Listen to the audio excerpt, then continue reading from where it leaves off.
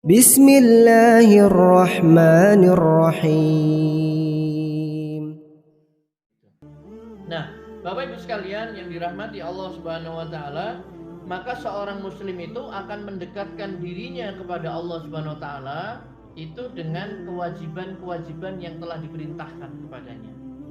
Salat, zakat, puasa, dan juga berbagai ibadah sunnah yang diajarkan oleh Rasulnya Shallallahu Alaihi Wasallam.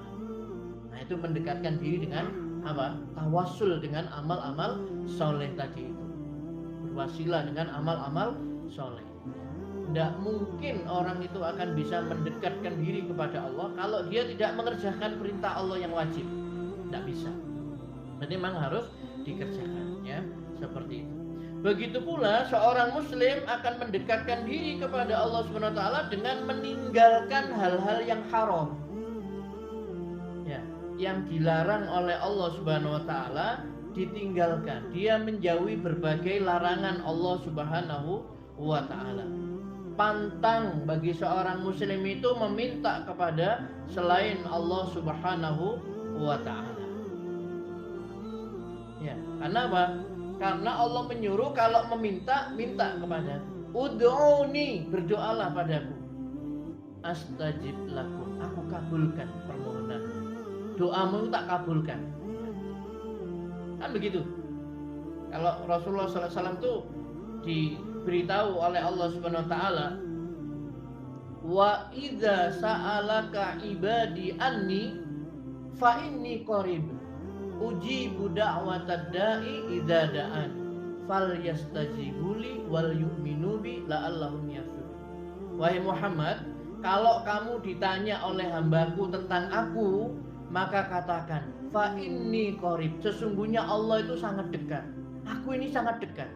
Ujibu da'watad da'i idza da'an, aku mengabulkan doa, ya, bagi orang yang berdoa kepada Allah Subhanahu wa taala. Jadi Allah menyuruh berdoa kepadanya. Dan Allah itu senang kalau kita itu berdoa, meminta, curhat itu kepada Allah. Allah itu senang, ya. Dan akan diberikan oleh Allah Subhanahu wa taala. Itu janji Allah, berdoalah kepadaku, pasti aku kabulkan doa. Maka tidak usah sungkan-sungkan. Panjenengan kalau mau minta surga, surga yang paling tinggi itu surga Firdaus. Rasulullah mengatakan apa? Kalau kamu minta, mintalah surga Firdaus. Karena surga Firdaus itu surga yang paling tinggi. Ya, di atasnya adalah arsy-Nya Ar-Rahman. Dari surga Firdaus itu mengalir sungai-sungai kepada apa? Surga yang lainnya. Ya, sungai-sungai surga itu mengalir dari surga Firdaus tadi. Minta, ya. Nah, seperti itu. Tapi kalau panjenengan minta kepada bulan, minta kepada matahari, minta kepada, ya, nah itu malah Allah Subhanahu wa taala murka nanti. Wong langit dan bumi ini aku yang menciptakan, ya kan? Semua yang menciptakan Allah, yang menghidupkan makhluk juga Allah, yang memberikan rezeki kepada makhluk itu juga Allah Subhanahu wa taala semuanya, ya, yang mendatangkan kebaikan, manfaat, madarat Allah Subhanahu wa taala. Kok dia minta kepada selain Allah Subhanahu wa taala. Nah, ya. Jadi tidak boleh seorang muslim tidak akan apa istilahnya? Tidak akan percaya ada yang bisa mengatur alam ini selain Allah Subhanahu wa taala. Pak, jangan saya tanya, yang menurunkan hujan siapa? Allah. Kalau hujan itu berhenti, siapa yang memberhentikan hujan? Hah?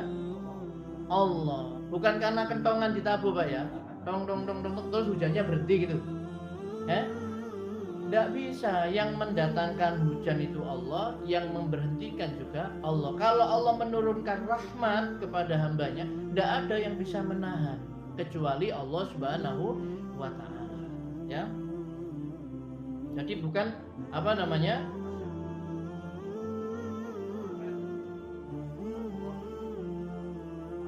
Iya.